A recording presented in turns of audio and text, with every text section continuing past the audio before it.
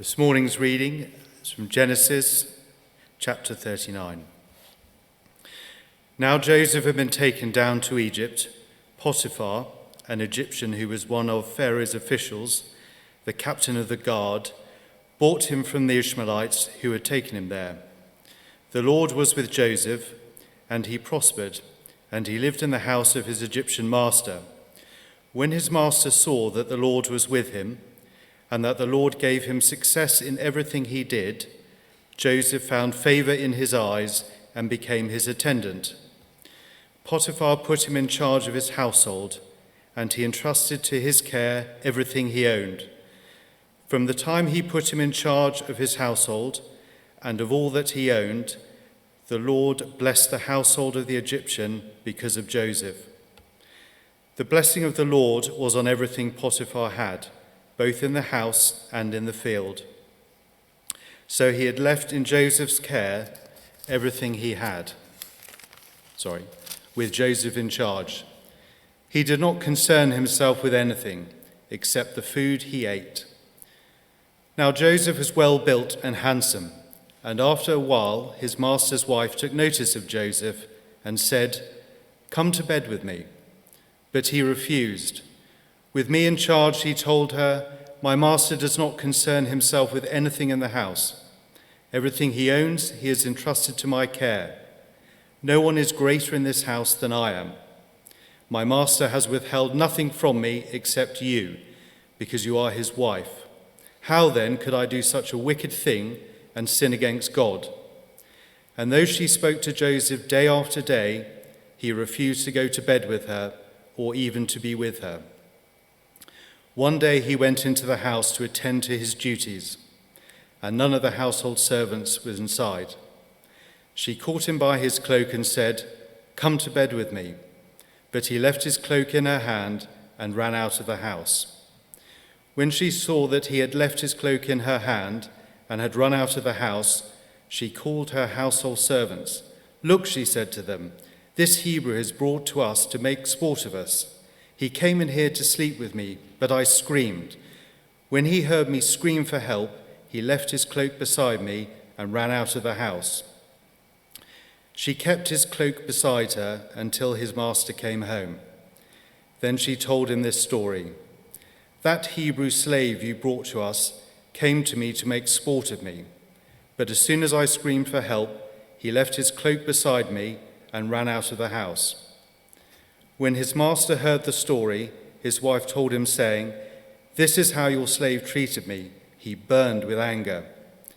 Joseph's master took him and put him in prison, the place where the king's prisoners were confined. But while Joseph was there in the prison, the Lord was with him. He showed him kindness and granted him favor in the eyes of the prison warder.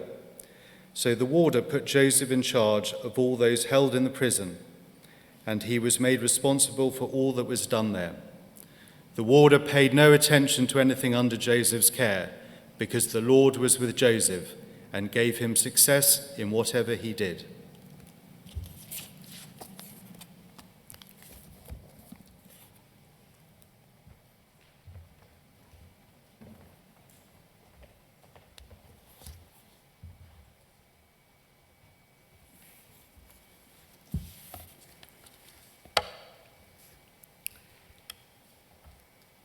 If we were looking for a story in the Bible to help us with evangelism, I don't think many of us would immediately turn to the story of Joseph in Genesis chapter 39. However, if we were looking for a story in the Bible to help us make sense of living in the world with all its ups and its downs, we might perhaps think of the story of Joseph. Yet evangelism, at its heart, is really just real life meeting real faith.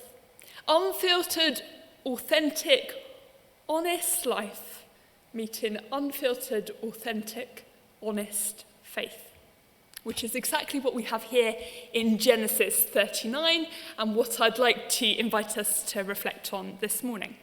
Real life, real faith, and what we might learn about living whole, integrated lives where we bring the everyday to God and God to the everyday. We might read Genesis chapter 39 or hear it read and summarize the chapter as being either about the drama of Joseph's temptation and betrayal in verses 7 to 20. You might find it helpful to have it open in front of you if you've got a phone or a Bible with you. We might summarize the chapter as being about the drama in verses 7 to 20 of Joseph's temptation and betrayal, or else about God's presence and blessing, which we have in verses 1 to 6 and 20 to 23. The more difficult task is to hold these two themes together, the drama of Joseph's temptation and betrayal that we have in this middle section, 7 to 20, with God's presence and God's blessing that we have in 1 to 6 and 20 to 23.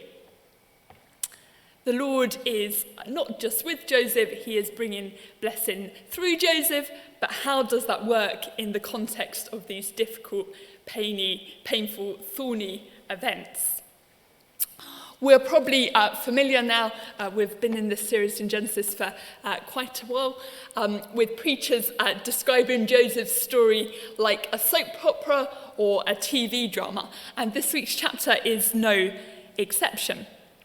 Potiphar, in a position of power as one of Pharaoh's officials, puts Joseph in a position of power. We're in verse 4. Potiphar put him in charge of his household, and he entrusted to his care everything he owned. Potiphar has noticed Joseph's success, and he wants this in his own household. Why wouldn't you? If someone's successful, you're going to want it in your household. And he gets Joseph's success. Verse 5, from the time he put him in charge of his household and of all that he owned, the Lord blessed the household of the Egyptian because of Joseph. The blessing of the Lord was on everything Potiphar had, both in the house and in the field.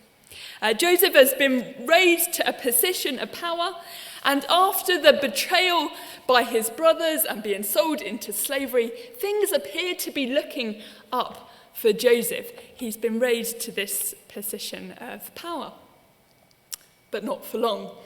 Joseph's good looking, he's in a position of power, and Potiphar's wife asks Joseph to sleep with her, verse 7. Now Joseph refuses. He knows that sleeping with Potiphar's wife would be a betrayal of Potiphar and a sin against God. But Potiphar's wife is persistent. She speaks to Joseph every day. And every day, Joseph refuses, verse 10. Until one day, when Joseph is alone in the household fulfilling his duties, Potiphar grabs Joseph's cloak and asks yet again for Joseph to sleep with her. This time, Joseph flees, and he flees leaving his cloak in her hand, verse 12. This is a story of power and of lust, and now of betrayal and dishonesty, because Potiphar's wife runs out of the house, telling first the household servants and later her husband, Joseph's master, how Joseph tried to sleep with her and how when she screamed, he fled, leaving behind his cloak. That's all in verses 13 to 18. And so Joseph is imprisoned, verse 20. And I think it's worth actually noticing that Joseph is imprisoned, because prison wasn't the only option of punishment that Potiphar could have given Joseph. Joseph has been spared his life. So real life for Joseph is having been betrayed by his brothers who took his robe and instead of killing him, sold him into slavery before lying to their father Jacob. It's rising to a position of power in Potiphar's house, only to be betrayed by Potiphar's wife, who takes his cloak and lies to his master, resulting in Joseph being put in prison. The situation with Potiphar's wife is very similar to the situation with Joseph's brother. And whilst Joseph is once again placed in a position of power at the end of our reading today, he's in charge of all those in the prison. This is not the end of the story, and chapter 4 brings more betrayal for Joseph. And all these themes, power, lust, betrayal, dishonesty, corruption, forced imprisonment, oppression, are not just on our TV screens when we're watching Line of Duty, And they're not just in Joseph's story. They're in our lives and they're in our world too. I'm sure all of us here this morning can think of a time when we've been betrayed. And that betrayal may well still be causing you deep pain and suffering. We're used to people rising to power and falling from power, sometimes following a scandal and sometimes through no fault of their own. And we're used to people returning to power. And sometimes that's welcome and sometimes that's unwelcome, a source of anger and injustice. What does faith look like in the context of such suffering? Joseph gets on with serving his master. He resists temptation from Potiphar's wife, and yet he still ends up in prison. The Lord is with Joseph, and whatever he puts his hand to, he is successful. We hear this at the beginning and the end of chapter 39. The drama in the middle hasn't changed this, and yet Joseph's still in slavery and now in prison too. What does faith look like in the context of such suffering? There are two things I notice about Joseph: his security in his calling and identity, and his integrity. Joseph was given 2 dreams, that's back in chapter 37, and is remarkably unwavering in his confidence that God will bring them to fulfillment. Joseph is so secure in his calling and identity that God is using him to bring blessing, that whatever circumstances he finds himself in a position of power or in prison in a position of power, his focus is on being for blessing. That's the first thing I notice about Joseph's faith. The second is his integrity. Joseph is unwavering in his integrity. Potiphar is distant in this story, and Joseph could probably have given in to temptation and slept with Potiphar's wife without Potiphar knowing. And then he wouldn't have lost his job, he would have still been in his position of power. It is Joseph's refusal to sleep with Potiphar's wife, his integrity, that ultimately results in his imprisonment. Joseph's security in his calling and identity, in his relationship with God, means that when Potiphar's wife first approaches him, he doesn't hesitate in his response. And even when she persists in her request for him to sleep with her, Joseph doesn't negotiate with what he knows to be wrong. Joseph maintains his integrity. That's the second characteristic of Joseph's faith that we see, even in the context of suffering. So in Joseph's story, we have real life and real faith. But what can we learn about holding life and faith together? Especially when our obedience to God doesn't seem to be getting us a reward. What we see in chapter 39 is Joseph being faithful and God being present, and God being not just present but active. God is blessing the work of Joseph's hands, and yet there is still huge suffering and personal cost for Joseph. If God's got this purpose for Joseph and is blessing him, why is life so hard? I wonder if you've ever asked similar questions. Why does having the courage to stand up or speak out because of my faith result in personal cost and suffering? Surely if I am faithfully following God, I deserve better than this.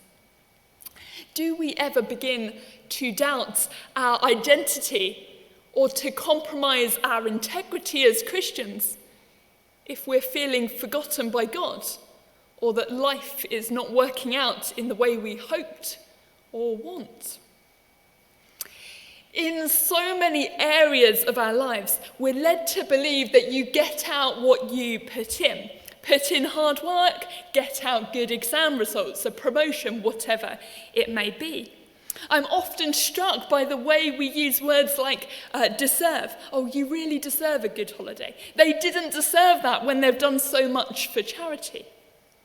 We instinctively feel that if we do something right or good or worthy, that should result in a good outcome. And yet that's not always what happens. I remember when I was at university how desperately unfair it used to feel when a friend of mine who'd somehow managed to write their essay in just a couple of hours the night before, using only a couple of books, would get the same or a higher mark than me with my long bibliography where I genuinely read every single article and book on it. So frustrating. I know people who've lived the most sacrificial lives, putting the needs of others first, and they've received a terminal diagnosis on the first day of their retirement. Surely they deserve a long, happy retirement. I know Christians have been the most amazing examples of faith, bringing many people to know Jesus, who've suffered the most horrendous persecution. God faithfully meets Joseph in each of the situations he faced. And Joseph lived for God in each of the situations. But God's faithfulness, that he is with those who are suffering, that he meets us in our suffering and will bring us through, doesn't stop the cry of our hearts when we are suffering, being one of, in the words of the psalmist, "How long, O Lord?" Or in the words of Jesus, "Father, if you're willing, take this cup from me, yet not my will, but yours be done." So this part of Joseph's story reminds us of a few things, I think. It reminds us that real life happens to faithful Christians. Suffering happens. Suffering which is not our fault, suffering at the hands of others happens. God meets us in our suffering. God knows the depths of suffering, which we don't even have the words for. I think this reading reminds us to notice the reward culture we live in and how this works out in our faith lives, and to be wary of negotiating with sin. We may not feel like we're experiencing God's faithfulness, but that doesn't mean we should stop being faithful. I think this story reminds us to have confidence in our identity as beloved children of God, and to maintain our integrity, not having public and private expressions of faith, but bringing the everyday to God and God to the everyday. I think this reading reminds us that others can be blessed through us, whatever situation we find ourselves in.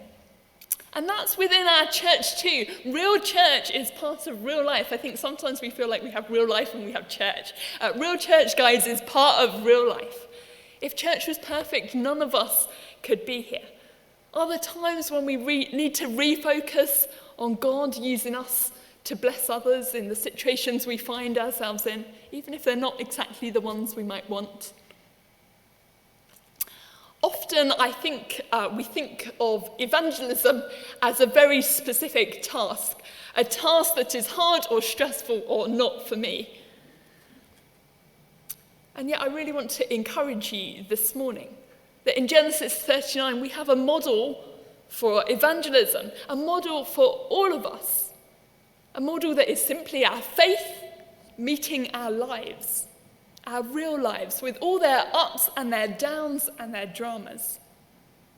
Joseph took his calling seriously. He was secure in his identity and he maintained his integrity. And God blessed others through him in perhaps the most unlikely of situations. How might God use each one of us? Amen.